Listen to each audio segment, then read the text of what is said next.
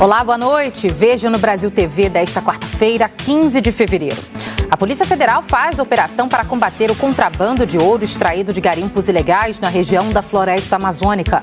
No Rio de Janeiro, a ação da polícia foi contra a venda de celulares roubados.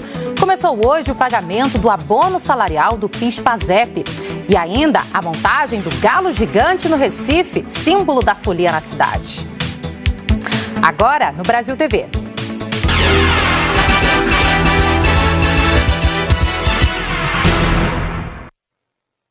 A Polícia Federal fez uma grande operação hoje para combater uma organização criminosa de contrabando de ouro extraído de garimpos ilegais na região amazônica. Essa ação aconteceu em 7 estados e no Distrito Federal. O foco é no Pará.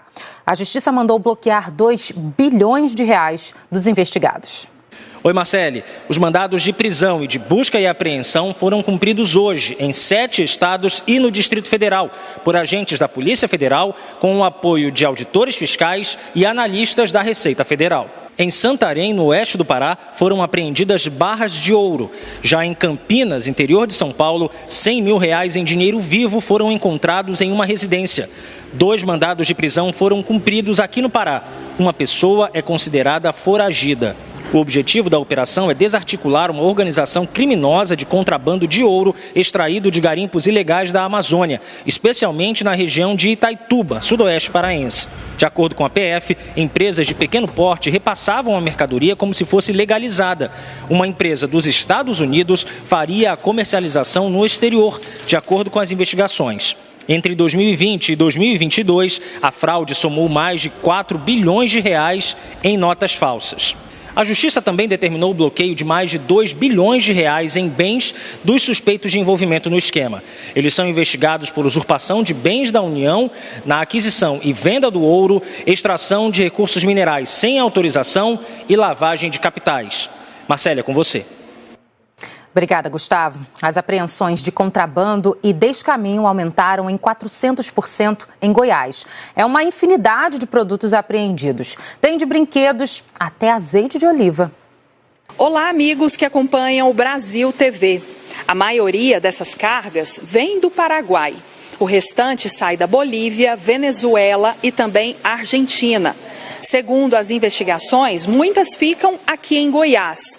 O restante é revendido para outras regiões do país. São dezenas de carros abarrotados de brinquedos, armas de pressão, aparelhos celulares, cigarros e até azeite de oliva. Este caminhão bitrem está carregado com pneus. Todos os materiais foram apreendidos pela Polícia Rodoviária e Receita Federal. Produtos importados, mas sem nota fiscal, que entraram de forma ilegal no Brasil. Os carros e caminhões lotam o galpão em Aparecida de Goiânia. Os veículos que transportam cargas contrabandeadas também ficam retidos. Segundo a Receita Federal, o número de apreensões aumentou em torno de 400%, comparando janeiro do ano passado com o mesmo período deste ano.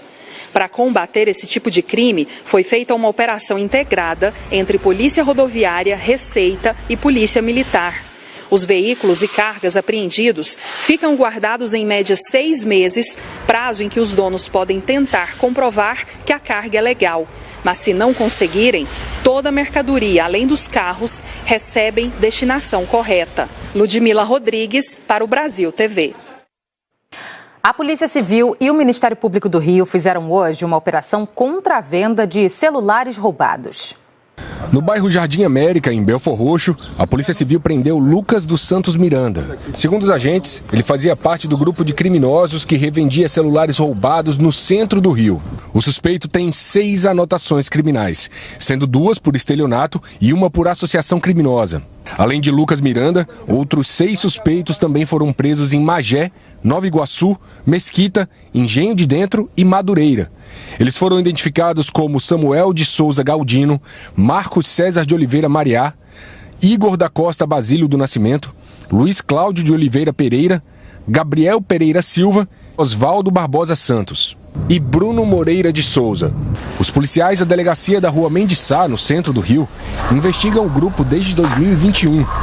Os agentes estiveram em 3 endereços do bairro de Fátima, mas não encontraram os criminosos. Na Saara, a polícia cumpriu mandado de busca e apreensão. Segundo a polícia, só aqui no centro da cidade são roubados por mês 160 celulares em média. A quadrilha presa hoje fazia o anúncio desses aparelhos roubados em sites de venda com preços que chegavam a até 1/3 do valor de mercado. Para realizar a venda, eles sempre marcavam em um local movimentado, como estações de trem e de metrô, exigiam o pagamento à vista e muitas vezes entregavam o celular bloqueado. Para ganhar a confiança das vítimas, eles se utilizavam de notas fiscais falsificadas, dando ali uma aparência de legalidade no negócio. E ao final a pessoa perdia o aparelho e perdia o valor pago, né? Essas pessoas que são alvos dessa operação hoje, eles eram encarregados dentro da organização criminosa de vender os aparelhos, mas com certeza tem ligação direta com os roubadores e furtadores. Os presos vão responder por estelionato e associação criminosa. Nós não conseguimos contato com a defesa dos suspeitos. O empresário apontado como um dos organizadores da ocupação bolsonarista em Belo Horizonte, Esdras Jonatas dos Santos, é considerado foragido da Justiça. Ele é um dos alvos da operação da Polícia Civil em resposta às agressões a profissionais da imprensa durante atos golpistas em janeiro.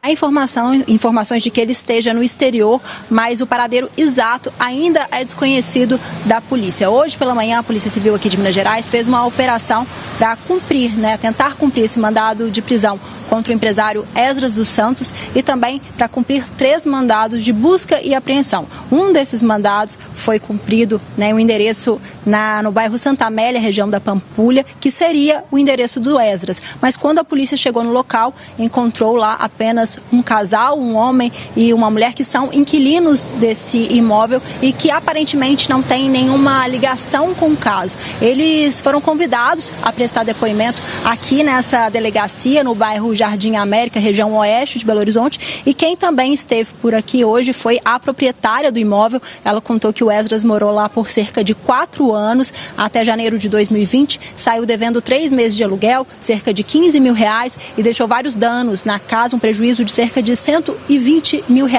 e que desde então, desde 2020, ela também não tem notícias sobre o paradeiro dele. Os outros 2 mandados de busca e apreensão foram cumpridos em endereços ligados a 2 mulheres, no bairro Padre Eustáquio e também no bairro Coração Eucarístico.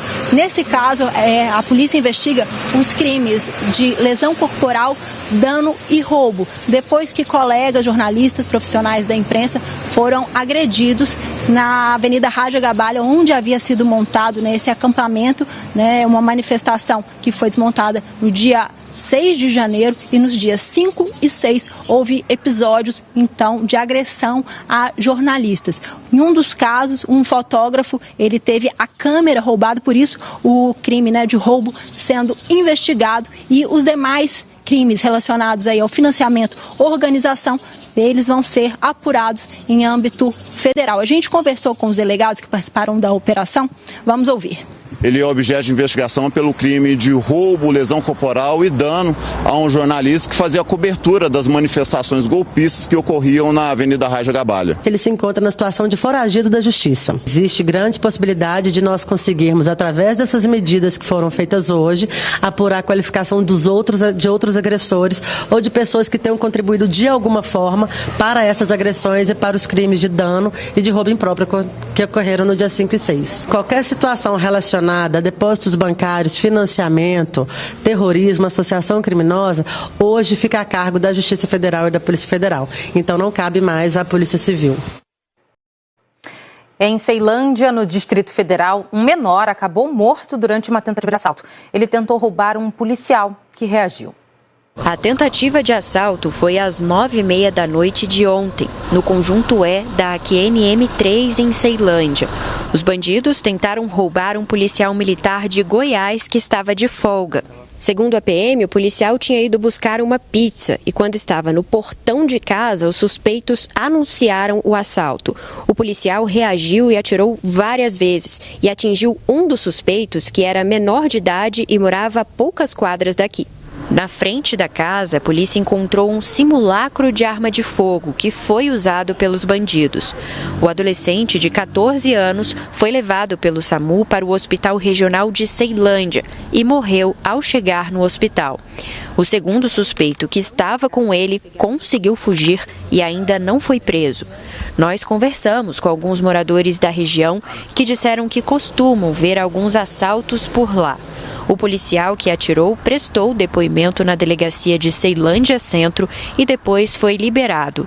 A Polícia Civil segue investigando o caso. Bom, começou hoje o pagamento do abono salarial do PIS/PASEP. 23 milhões de brasileiros têm a chance de garantir algum dinheiro extra. Para quem está no aperto, receber uma grana extra é um alívio e tanto. Com certeza, para dar uma liquidada nas dívidas. Eu acho que é um gás extra, está todo mundo, passando muita dificuldade. Mas muita gente nem sabe se tem direito ao abono salarial que o governo federal começa a pagar hoje. Para resolver esse abono, se eu tenho direito. Será? Quem sabe, Tomara. Ajudar muito. Tem direito ao benefício o trabalhador inscrito no PIS/PASEP há 5 anos ou mais e que tenha trabalhado por pelo menos 30 dias com carteira assinada em 2021, recebendo em média até 2 salários mínimos. A Caixa Econômica Federal e o Banco do Brasil vão fazer os pagamentos. Quase 23 milhões de trabalhadores têm direito ao abono salarial. O valor do benefício varia de R$ 108,50 a R$ 1.302. Depende da quantidade de meses que a pessoa trabalhou durante o ano base, que é 2021.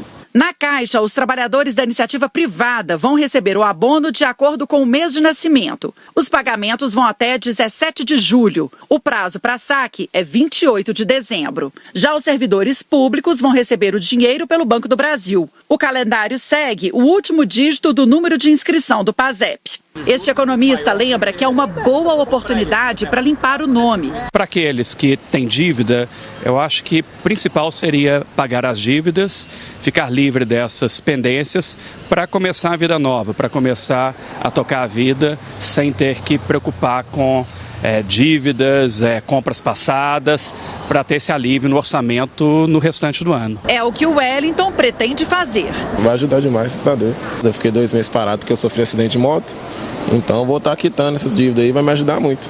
Comprar umas coisas dentro de casa. A Renata também conferiu no aplicativo da Caixa e boa notícia.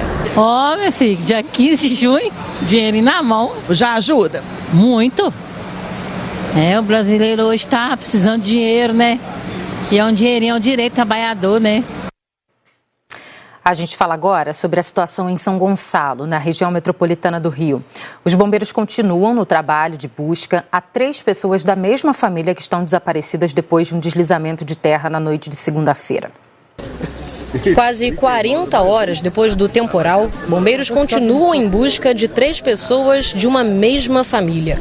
Alan Santiago Cabral, Rosilene Pereira Gomes Santiago e a filha do casal, Maitê, de 4 anos, estão desaparecidos. Um deslizamento de terra atingiu a casa deles no bairro Engenho Pequeno, em São Gonçalo. A parte de trás da casa foi destruída pela enxurrada. O pai, a mãe e as irmãs de Rosilene acompanharam as buscas pela manhã. Parentes do Alan também estiveram no local. Eles não quiseram gravar entrevista. A carteira pessoal e a de trabalho de Alan foram encontradas hoje sob os escombros, junto com 3 celulares. Para os bombeiros, os objetos encontrados são um indício de que a família estava na casa no momento do deslizamento. Um gato da família foi encontrado vivo sob os escombros. Ele estava preso em uma pedra, foi retirado e fugiu para a área de mata. Um cachorro, que também era da casa, foi achado morto. Durante a madrugada, o trabalho precisou ser interrompido por 40 minutos, porque voltou a chover. Com o solo ainda encharcado, havia risco de novos deslizamentos. Voluntários brigadistas de diferentes regiões do estado também ajudam nas buscas. Nessa noite a gente trabalhou com 55 voluntários.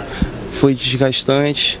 Como o trabalho todo foi manual, foi escavação manual, a gente retirou bastante entulho para a gente ver se consegue achar alguma coisa lá. ver se consegue resgatar a vítima e a gente ainda tem esperança. Em outra rua, ainda no Engenho Pequeno, Roseli de Castro, de 52 anos, morreu após ter a casa arrastada pela força da água. No mesmo bairro, uma mulher foi resgatada com vida de uma casa que desabou. No bairro do Zumbi, uma idosa e um homem foram removidos pelos bombeiros.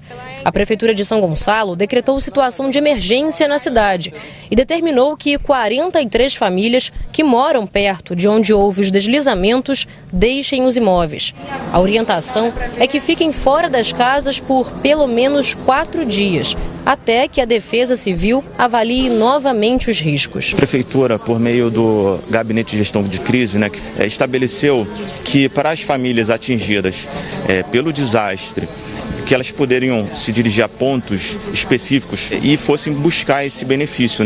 Esse valor ele está na faixa de R$600, que se estendem de um período de 90 dias até 12 meses. A Prefeitura afirma que quem mora de aluguel receberá por 3 meses um auxílio. 248 pessoas estão desabrigadas na cidade. A dona Nélia mora no Engenho Pequeno, perto do local do deslizamento, com os filhos e os netos. A família é uma das 43 que foram retiradas das casas. Para a gente sair, só voltar em caso de quando estiver mais liberado e não dormir à noite aqui por causa da chuva, que só vem mais à noite mesmo, Enquanto isso, o seu Antônio voltou na casa da família, que também precisou deixar o imóvel. Foi um desespero que ela contou. A minha filha que mora aqui, não eu. Então ela falou que foi um desespero aqui na hora que deu um estrondo muito forte. Aí o pessoal tudo correu. À tarde, o Corpo de Bombeiros localizou o corpo da mulher Rosilene Pereira Gomes no meio dos escombros. Ela foi reconhecida pelos parentes. O corpo foi levado para o IML. As buscas pelo marido e pela filha continuam. Um temporal provocou alagamentos ontem à noite em Contagem, na região metropolitana de Belo Horizonte. Belo Horizonte está em alerta de temporais até amanhã desta quinta-feira. A chuva forte dos últimos dias causou estragos em cidades da região metropolitana. Essa avenida em que a gente está precisou ser interditada ontem à noite por causa do risco de transbordamento do córrego. Uma das principais avenidas de Contagem ficou coberta de água também por causa da chuva de ontem. A enxurrada levou carros. Policiais militares tiveram que usar cordas para salvar 2 pessoas que estavam ilhadas.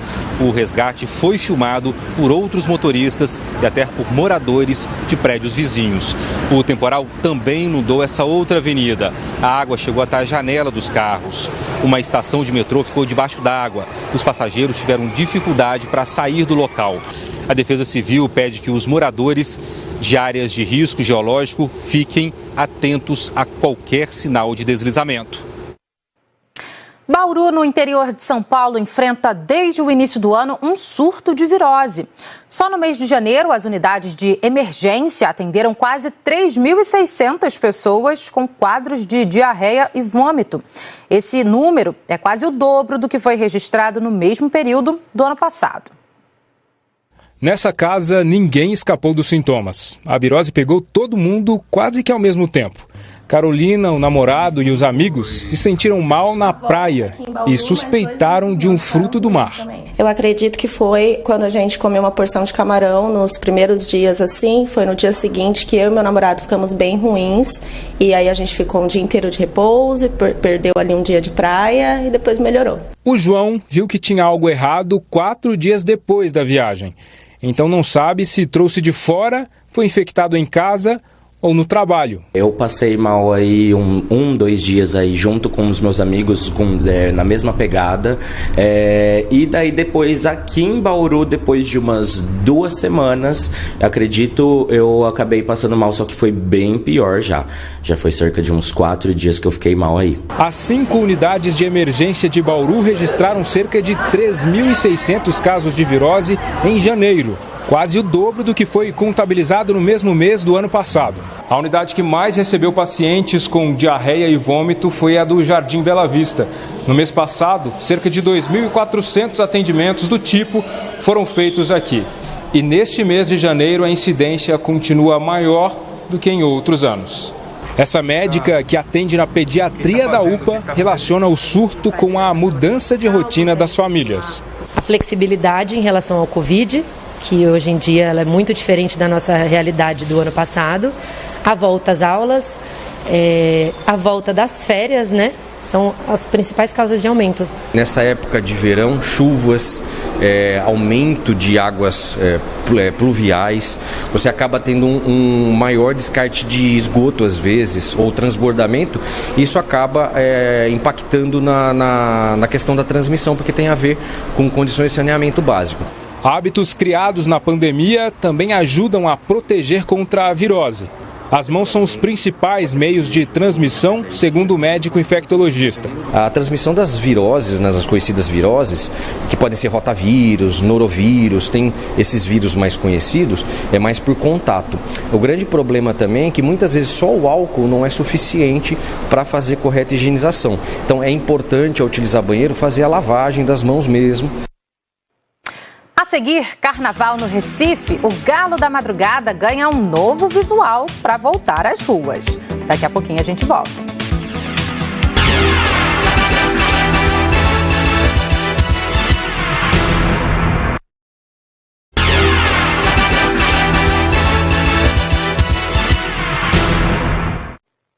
Brasil TV de volta com a informação da Receita Federal, que divulgou hoje a data inicial do imposto de renda deste ano. O prazo de entrega começa daqui a um mês, dia 15 de março, e vai até o dia 31 de maio. Fique ligado. O feriado do Carnaval tá logo aí. Em São Paulo já tem gente deixando a cidade para curtir a festa. Mais de 600 mil pessoas devem passar pelas rodoviárias da cidade nos dias de folia. O Alfredo Pérez esteve logo cedo no maior terminal da América Latina, o Tietê, e traz as informações para você que vai viajar. A movimentação já aumentou nas rodoviárias da cidade, mas o pico está previsto para sexta e sábado, quando os 3 principais terminais rodoviários da cidade, Tietê, Jabaquara e Barra Funda, devem somar 190 mil passageiros saindo de São Paulo. Até o fim do feriado, entre chegadas e saídas, é prevista uma movimentação de quase 700 mil pessoas. Os destinos mais procurados são Rio de Janeiro, Angra dos Reis, Sul de Minas, Curitiba, Florianópolis, Litoral e interior de São Paulo. Para dar conta da demanda, a frota deve ser reforçada em 900 ônibus. A dica é chegar pelo menos 30 minutos antes do embarque. Remarcação e reembolso de passagens devem ser feitos com até 3 horas de antecedência, direto com a empresa de ônibus. Se você não conseguiu comprar a passagem online, entre em contato por telefone com a empresa para não correr o risco de chegar na rodoviária e já não ter mais passagem. E qualquer sintoma de Covid, o passageiro deve entrar em contato com a empresa de ônibus para remarcar a viagem. O prazo para a remarcação é de 1 ano. Vai curtir o carnaval fora da capital? Boa viagem! O símbolo do Carnaval do Recife volta às ruas com um novo visual. O Galo da Madrugada deve arrastar mais de 2 milhões de foliões. O centro do Recife amanheceu diferente. A ponte Duarte Coelho, uma das mais movimentadas da cidade, foi tomada por um galo gigante que aos poucos ganhava forma e atraía olhares, lentes e muita admiração. Não consegui resistir, dei uma fugidinha do trabalho para vir dar uma olhadinha no galo. É contagiante. É muito gostoso, é muito, sei lá, é de arrepiar. 135 linhas de ônibus foram desviadas para dar passagem para o maior símbolo do Carnaval do Recife. O galho é montado como um enorme quebra-cabeças que reúne 58 peças, cada uma de tamanho exagerado. Essas aqui são algumas penas do rabo do galo. A maior mede 6 metros de comprimento. Até amanhã, o galo gigante de 28 metros de altura e 16 toneladas estará de pé, pronto para reinar no Carnaval do Recife. As peças são encaixadas uma a uma. Só a asa pesa 400 quilos. Para colocá-la no lugar, foi preciso usar um guincho. Um guindaste de 70 toneladas serve de apoio para a estrutura. Tem muito cálculo e estratégia para levantar o gigante. A segurança é primordial na execução do nosso trabalho. Nós colocamos contrapeso, contrapeso de concreto, para ter toda a segurança. O galo é calculado, bem executado. Este ano, o galo vem cheio de significado. É o galo ancestral, que faz uma homenagem às raízes africanas e ao povo negro. As referências aparecem na cor da plumagem, no colar de tribos africanas e na crista enfeitada por dreads. É uma oportunidade de iluminar a história, mas também a capacidade de se ressignificar dentro dessa aceitação, né, dessa mistura, dessa fusão, dessa dignidade de trajetória que a gente traz e que hoje somos realmente predominantemente pretos e pardos. Diz que ele é negro, aí ele já transmite uma energia, uma paz. Estou muito animada. O galo é sustentável, tem material reciclado como lona de outdoor nas pernas e CDs que trazem mais brilho. Uma centena de costureiras de comunidades trabalharam na confecção do galo. No sábado, ele será reverenciado por milhares de pessoas que transformaram o Galo da Madrugada no maior bloco de carnaval do mundo. No Barracão do Galo, 6 carros alegóricos estão prontos para a festa. Eles vão abrir caminho para 30 trios elétricos. Eu tenho certeza que vai ser o maior galo de todos os tempos. Os últimos galos a gente teve esse número de 2 milhões de pessoas. Eu acho que esse ano a gente vem com mais, porque a galera tá com vontade, a galera tá com sede de carnaval e de frevo. Lindo demais! O Brasil TV fica por aqui, gente. Outras notícias no Jornal Nacional, às 8h30 da noite, hora de Brasília. Uma ótima noite para você e até a próxima.